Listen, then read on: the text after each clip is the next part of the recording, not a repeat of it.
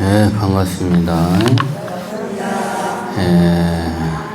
초하루에 이어서 오늘은 이제 해탈에 대해서 이야기를 해봅시다. 우리가 초하루 때는 인도 전통 사상에서 이야기하는 해탈 이야기를 쭉 했습니다.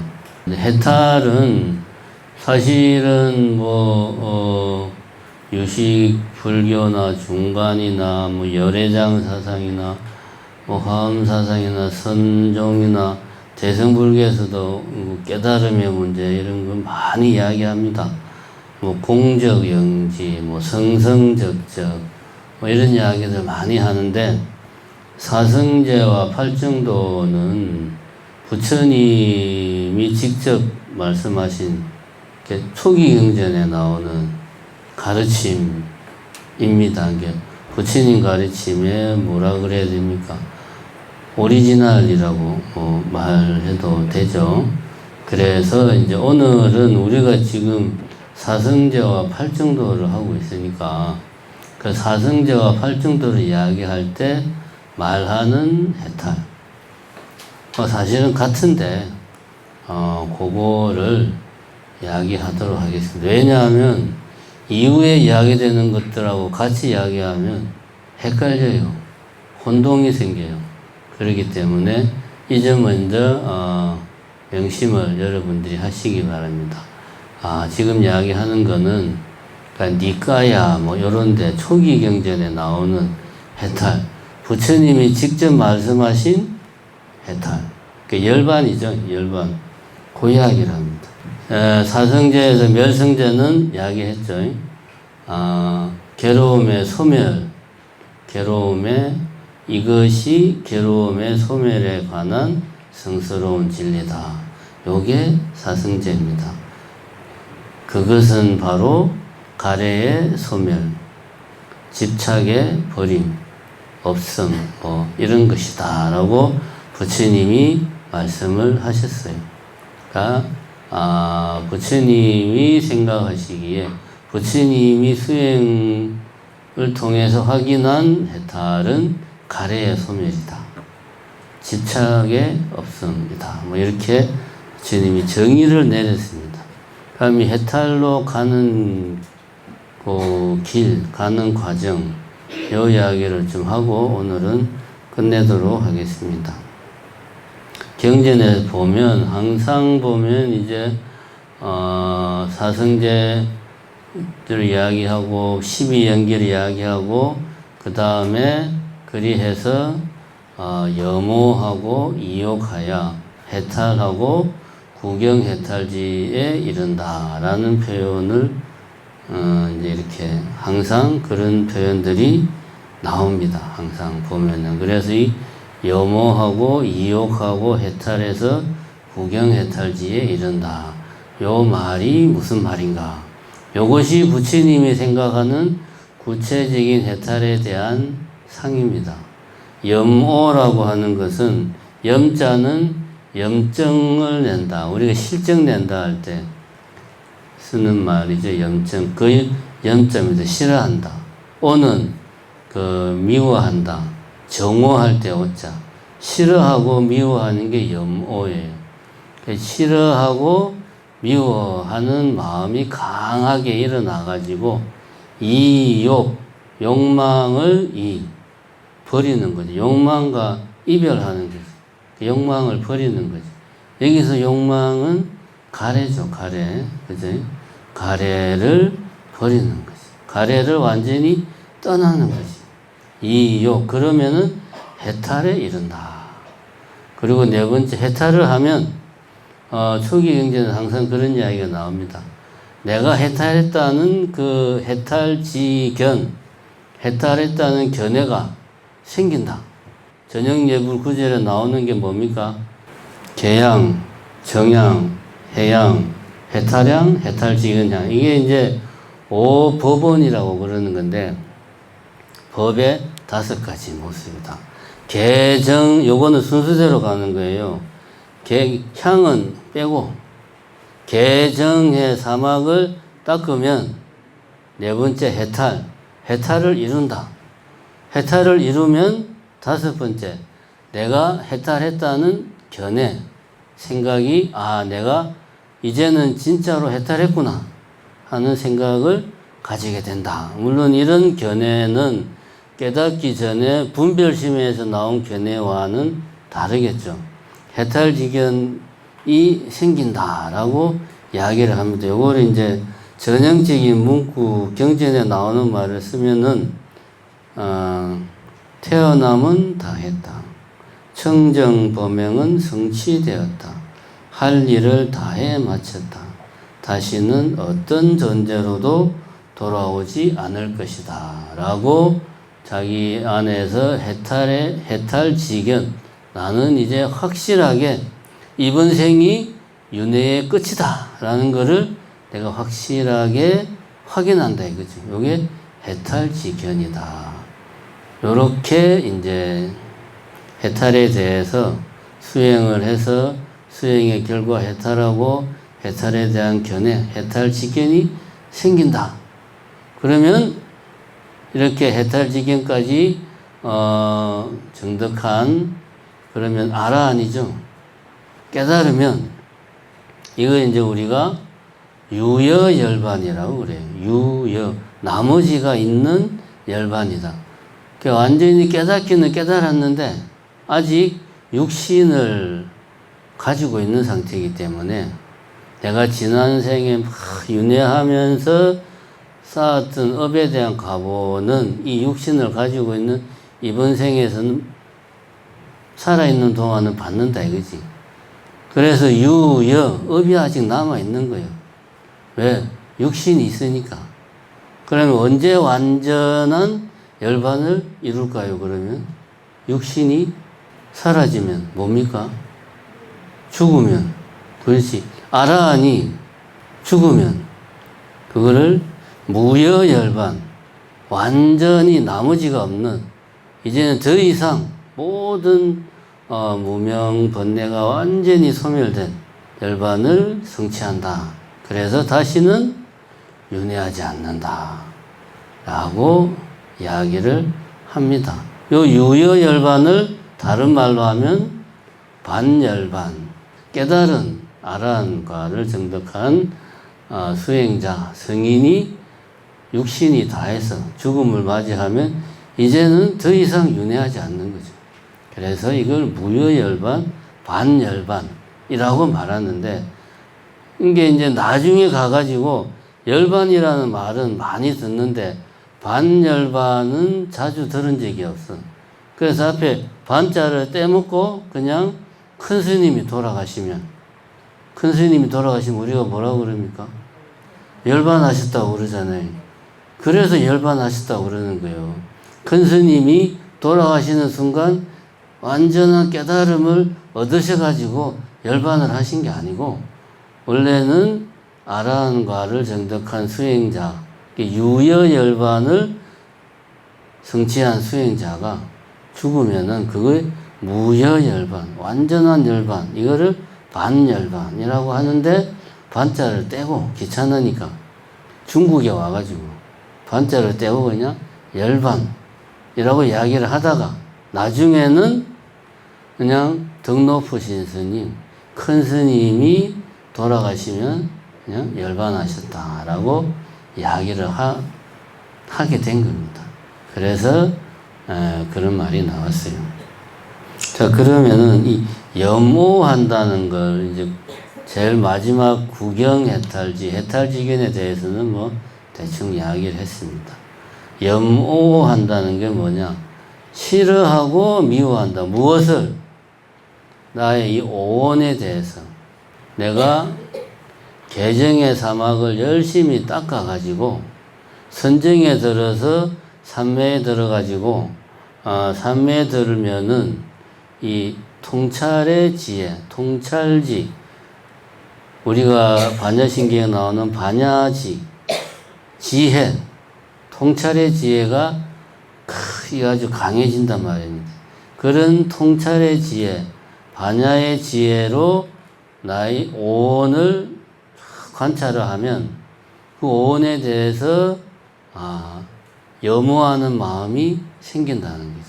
우리가 가만히 생각해 보면 가래를 완전히 끊으려면 가래가 모든 괴로움의 근본이구나. 가래를 내가 끊어야 되겠다. 그러면 이게 없어집니까, 이게? 이렇게 간단히 없어지면 우리 다 옛날에 모든 사람들이 다 깨달음을 성취했죠. 이게 이렇게 간단한 게 아니거든요. 그러니까 수행의 과정에서 지혜가 밝아지면 오온에 대한 염오하는 마음이 강하게 일어나가지고 그때 비로소 내가 많은 생동안 쌓아왔던 가래와 그 집착을 끊을 수가 있다. 그런 이야기입니다. 그래서 염오하는 마음이 있어야 그 다음에 욕망을 완전히 털어낸다. 가래를 완전히 소멸한다. 집착을 완전히 끊어낸다. 취착을 완전히 끊어낸다가 가능한 겁니다. 이게 사성제에서 뭐라 그랬습니까? 해탈은 뭐다? 가래의 소멸이다. 이것이 해탈이죠. 그럼 세 번째 나오는 염오, 이욕, 해탈 했을 때 세 번째 나오는 해탈은 뭐냐? 이욕은 쉽게 말하면 수행을 해가지고 내가 어떤 상태에 이르렀어요. 어떤 상태? 가래가 완전히 끊어진 상태. 요게 이욕이요. 이 상태에 이르면 나에게 뭔가가 생겨. 그게 뭐다? 해탈의 어떤 내용들이 나에게 생긴다. 그러면 불교에서 말하는 해탈의 구체적인 내용이 뭐냐? 삼법인을 이야기합니다. 일체계고, 재행, 무상, 제법, 무아. 이것이 삼법인입니다. 이 삼법인을 완전히 정득을 하면 삼법인을 내가 확실하게 체험 속에서 정득을 하면 그게 해탈이에요. 그게 열반입니다. 가래를 완전히 끊었을 때에 그러면 내가 어떤 상태가 되느냐? 내 스스로가 삼법인에 대해서 완전히 체험을 해가지고 삼법인이 완전히 체화가 된다. 무아, 제법이 무아하고 일체가 개고고 재행이 무상한 것을 내가 확실하게 체화를 시킨다는 거죠. 가래의 소멸이 곧 뭐다? 삼법인의 체화다. 이렇게 이해를 하시면 되겠습니다. 이렇게 이해하면 해탈이라는 게 어렵지가 않습니다. 이게 해탈을 이루기가 어렵지 않다는 게 아니고 해탈을 이해하는 게 구름 잡는 이야기 같지가 않아요. 이게 부처님 초기에는 부처님이 가르침을 펼 때는 해탈에 대해서 열반에 대해서는 알아들을 수 있는 말로 구체적인 표현을 써가지고 알아들을 수 있게 설명을 했는데 이게 이제 후대에 오면서 이게 계속 살이 붙고 내용이 이제 막 많은 내용들이 덧붙여지면서 감을 잡기가 힘들어진 거죠. 그래서 정리합시다. 해탈은 다시 말해서 열반은 가래가 소멸되면 곧 삼법인을 체화하는 거다. 이렇게 우리가 이해를 하자. 그래서 염오하고 이욕하면 해탈을 이룬다. 해탈은 뭐다? 삼법인을 내가 완전히 체화한 거다. 그렇게 이해를 하시면 되겠습니다. 아까 이제 구경해탈지 이야기를 했는데, 부처님 같은 경우도, 이것이 나의 오도송이다. 이렇게 말은 안 했는데, 부처님도 보면, 우리가 보기에, 이거는 부처님이 깨닫고 난 당신의 어떤 마음을 표현한 것 같다. 오도송이라고 볼 수 있는 게 있어요. 그게 법구경에 나옵니다. 법구경에 읽어보면은 많은 생을 윤회하면서 집 짓는 자를 찾아 나는 부질없이 치달려왔다. 거듭되는 태어남은 괴로움이었다. 집 짓는 자여 마침내 그대는 드러났구나. 그대 다시는 집을 짓지 못하리. 그대의 모든 골재들은 무너졌고 집의 석가래는 해체되었도다. 이제 마음은 업의 형성을 멈추었고 가래의 부서짐을 성취하였도다. 여기 부처님의 오도성입니다. 제가 지금까지 이야기한 내용들이 대충 들어가 있죠. 뭐 이해하는데 어려움이 없죠. 그 뒤에 뭐 나중에 우리 그 조사 스님들이 한 오도성하고는 보다 훨씬 쉽죠. 뭔 이야기인지 충분히 우리가 이 경지에 가지는 못했는데 무엇을 이야기하고자 하시는가는 알 수가 있습니다. 요게 이제 부처님의 오도성이고 일체계고 재행무상 재범무화가 삼법인인데 우리가 이제 12연기하고 사승제를 공부를 했으니까 12연기를 염두에 두고 요 삼법인을 한번 봅시다. 제일 처음에 일체계고라고 했죠. 일체계고. 자, 12연기에서 고는 어디에서 나온다고 그랬어요? 가래에서 비롯된다고 그랬잖아요. 그치? 가래에서 비롯된다. 가래는 수에서 비롯되고, 수는 촉에서 비롯되고, 촉은 식, 명생, 유깁에서 비롯된다. 그렇게 이제 12연기에서 이야기를 하고 있습니다. 일체라고 하는 것은 뭐냐? 보는 놈과 보이는 것, 안이비설신의와 색성양 미촉법을 합쳐서 일체라고 그래요. 그지? 그러면은 일체라고 하는 것은 뭐냐? 쉽게 말하면 그거죠. 촉하는 하나의 사건을 일어나게 하는 것들이 뭡니까? 내가 보는 눈과 보이는 색, 이런 것들이 인연이 되어서 촉이라는 사건이 발생을 하는데 그 촉으로 인해 가지고 느낌이 생기고 느낌으로 인해 가지고 가래가 생긴다 이거야. 그러면은 일체가 계고라는 말은 12연기 안에 이미 들어가 있어요. 그죠? 12연기 안에 이미 들어가 있습니다. 12연기를 이해하면 당연히 일체는 계고요. 이 이제 12연기에서 이 고는 정확하게 말하면 애는 애를 조건으로 지착하는 마음, 강한 탐욕, 집착이 생기고 이 치를 조건으로 해서 유가 생긴다. 이 유가 뭐라고 그랬습니까? 업, 그리고 업으로 인해서 만들어진 과보가 유다. 이거 다시 말하면 유는 우리가 말하는 오온, 내라고 생각하는 그것, 이게 유란 말이에요. 그래서 오온에 집착하는 그 자체, 오치온이라고 말하지. 오온에 집착할 때는 오치온 자체가 고다. 그래서 우리들은 나라는 놈 자체가 괴로움이다. 요게 12연기에서 이야기하는 겁니다. 일체계고는 이 안에 다 들어가 있어요. 재행무상은 그럼 이것도 12연기 안에 들어가 있습니다. 행은 12연기에서 어디에 나옵니까? 뭐 다음에 나오죠? 무명 다음이 행입니다.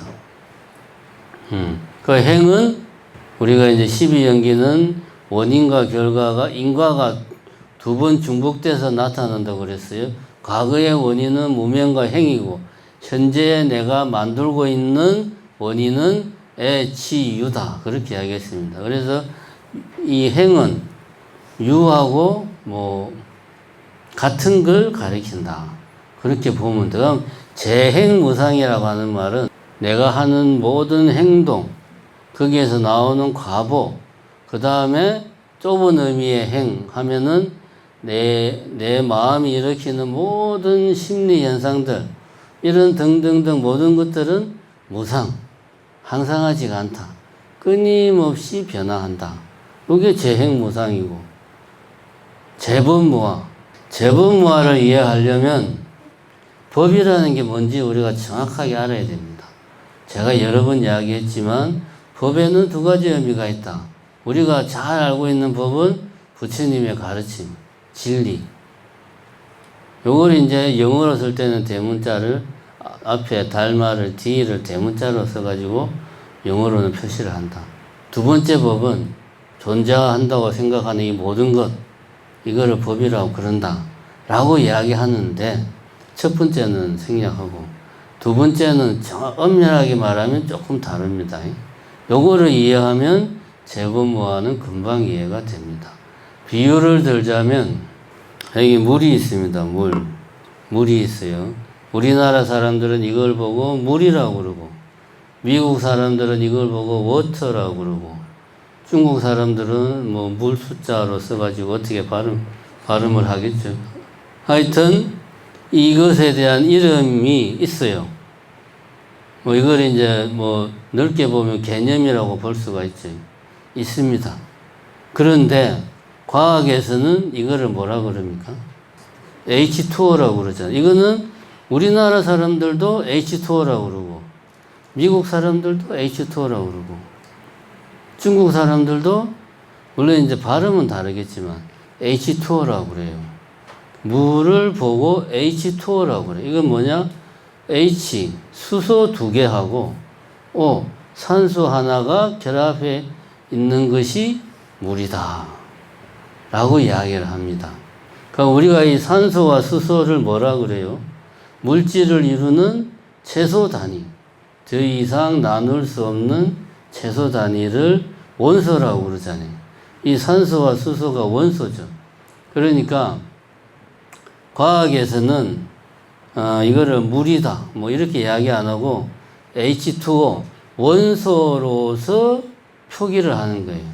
원소란 물질을 구성하는 최소 단위, 더 이상 나눌 수 없는 최소 단위.